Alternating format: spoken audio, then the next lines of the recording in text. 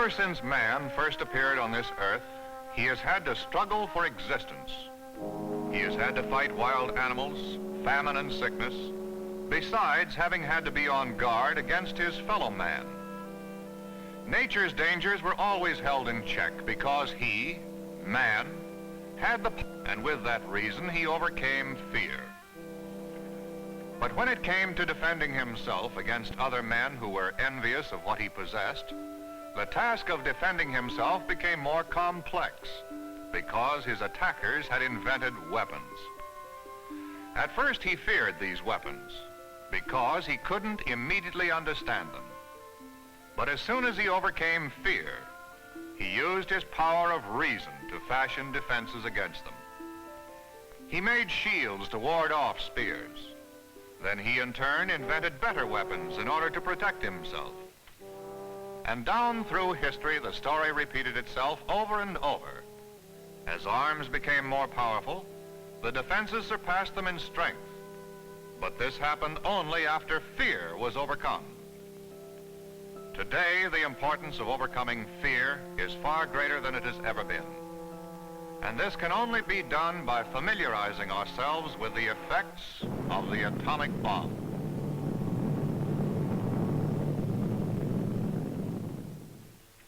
The only newspaper man who was assigned to officially cover the entire atomic project is Mr. William L. Laurence, science writer for the New York Times and twice a Pulitzer Prize winner. He is also the author of Dawn Over Zero, the dramatic first-hand report of the birth of the atomic bomb, and Hell Bomb, the account of an even more powerful weapon. Therefore, Mr. Laurence is one of the persons most qualified to give us his views for an approach to a method of defense against atomic warfare. I saw with my own eyes the power of the exploding atom. I witnessed the end of an era and the beginning of a new one. I saw a world blow up in a burst of cosmic fire and a new one born from its ashes. I saw a great city disappear in a mushroom cloud in a fraction of a millionth of a second. Right then, I knew that here at last, man had a weapon that could destroy civilization.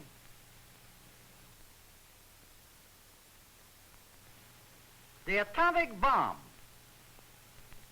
is the most powerful physical destructive weapon history has ever known. But it is above all a psychological terror weapon. Does this mean that we are helpless against an atomic attack? Most certainly not. There is definitely a defense against the atomic bomb, provided we faithfully carry out a planned method of defense. Note very carefully what is to follow. For what you are about to see and hear is your pattern for survival. Thank you, Bill Laurence. In order to properly defend ourselves against an atomic attack, we've got to learn and remember what happens when such a bomb explodes. So let's examine the simple scientific facts about the atomic bomb. As an atom of uranium-235 is forced to split, it releases a fantastic amount of energy, causing the explosion. This reaction is known as nuclear fission. As the atoms explode, they create destruction three ways. First, the shock wave. The force of the explosion pushes the air around and from the center at great speeds. This pressure makes buildings crumble. The effects of the shock wave will be felt for several seconds, similar to an explosion of many thousands of tons of TNT. Second, the bomb discharges a heat wave, which at its source is many times hotter than the sun. This is known as the heat flash.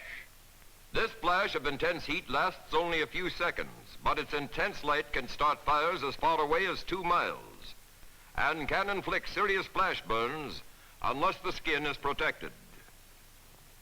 Third, the bomb radiates a tremendous amount of gamma rays. These are similar to X-rays. When an air blast occurs, the gamma rays are dissipated within a fraction of a second and do not extend beyond a mile. But if the bomb explodes on the ground, it leaves what is known as residual radiation. In other words, highly radioactive fragments of the bomb are embedded in the ground. Now that we know roughly how the bomb works, we will see what kind of damage it can do and how we can protect ourselves. According to the information released by our scientists, we know that the bomb is most destructive when exploded about 2,000 feet above the ground. The point directly under the blast is called ground zero. All distances are measured from this point. In the area within 1/2 mile from ground zero, there is virtually total destruction. In order for a person to survive within this area, he must be protected by a shelter which can withstand the shock wave, the heat flash, and the gamma rays. This type of shelter must be located underground and must have walls and ceiling of reinforced concrete. The area beginning at 1/2 mile from ground zero to 1 mile from it will be seriously damaged, but chances for survival in this area are good if there has been enough time after the alert to reach the shelters. Of those who cannot reach the shelters, many will survive by crouching flat against cement pillars in the basements of heavy concrete buildings. Beyond 1 mile from ground zero, even many who won't have time to reach the shelters will have a good chance to live if they react quickly.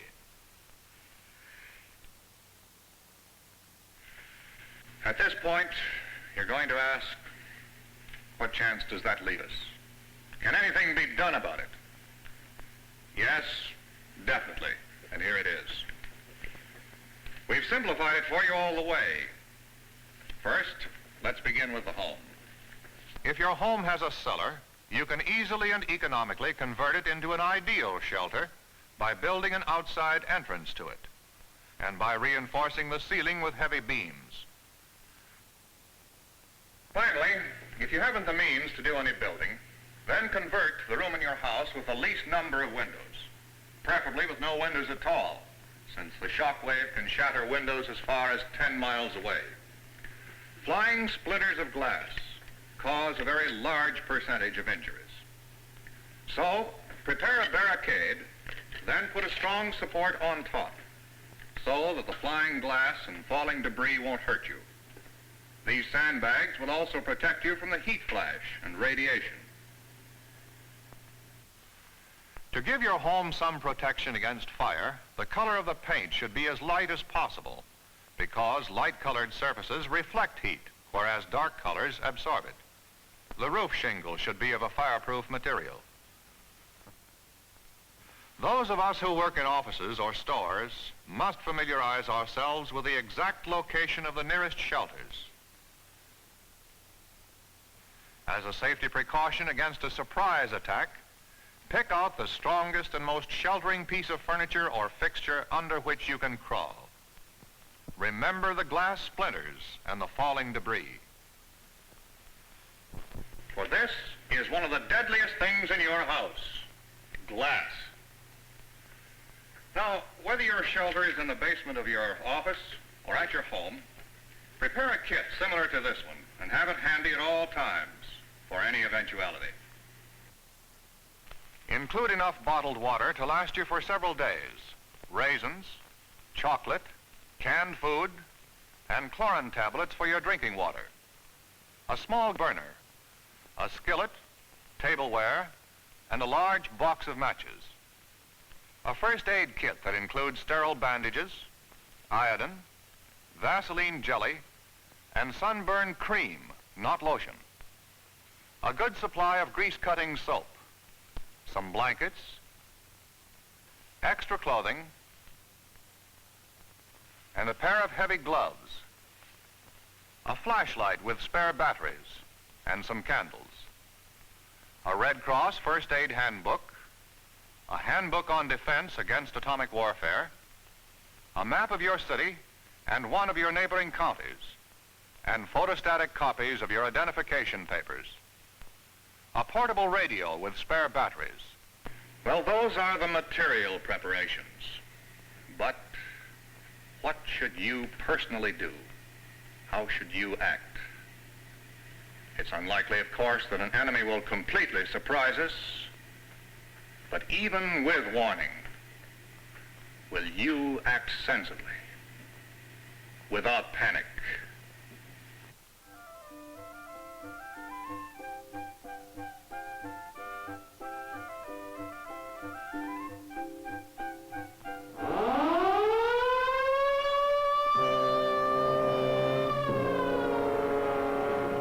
Attention, attention, those of you in your homes, shut off the gas and electricity. Draw all the curtains and close the Venetian blinds if you have them. This precaution will reduce injuries from broken glass. Run to your shelters. Do not go outside, but if you absolutely must, wear loose-fitting white clothing which will reflect light and heat.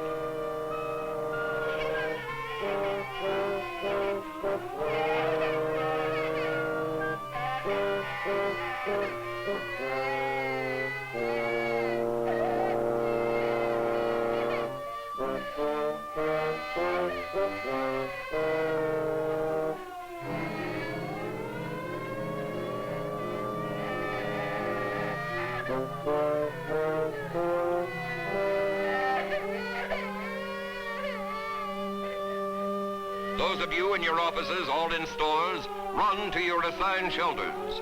Run to your assigned shelters.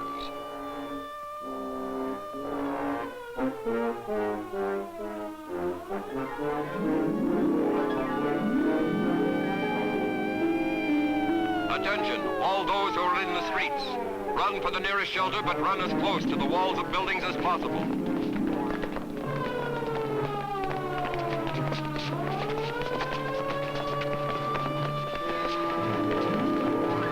Motorists, stop your cars. Get out of your cars immediately and run for the nearest shelter. Get out of that car.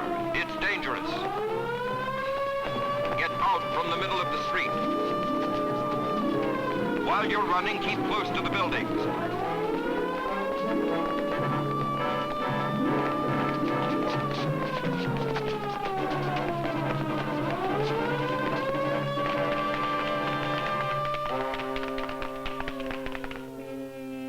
But now, suppose the enemy succeeded in sneaking past our warning system.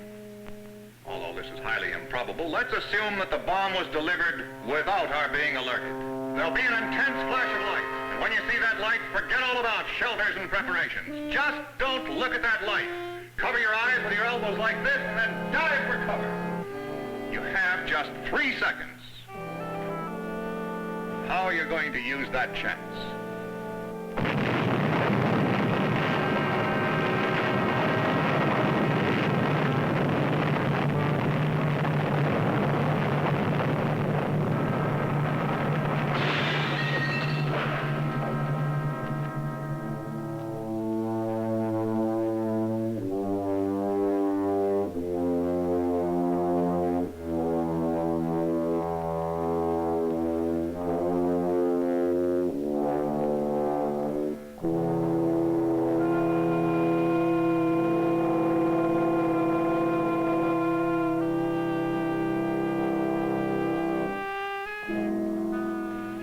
What you have just seen is the worst that could happen. But remembering this might someday save your life.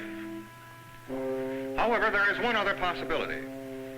As we all know by now, the bomb is most effective when dropped from the air. But it can also be carried and exploded underwater.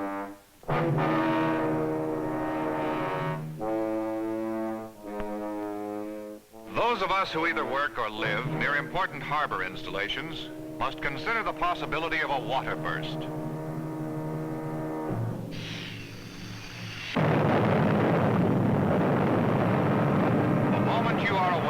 characteristic water column, run into the nearest building.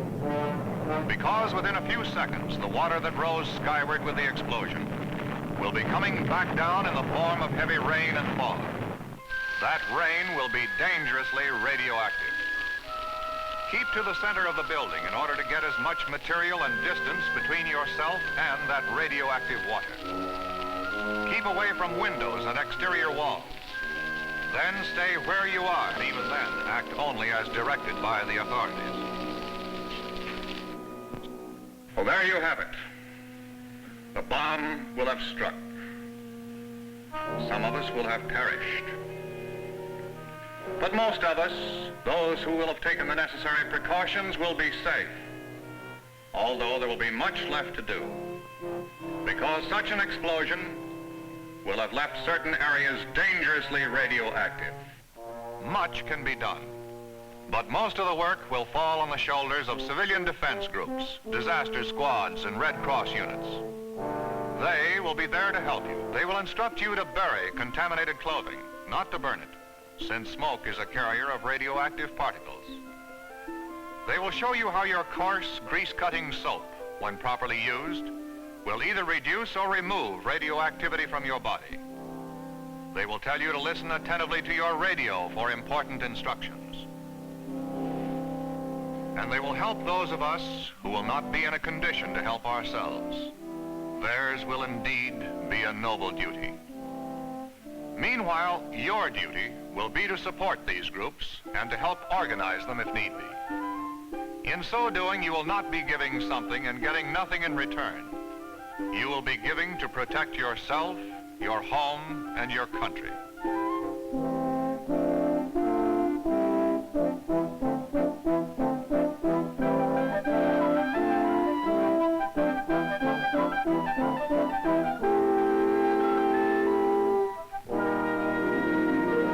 In learning to defend yourself and your family, you are shaping the survival of your way of life, of your heritage and your future. And in that future, there shall come a time when the atomic force will be used to give us all a better life.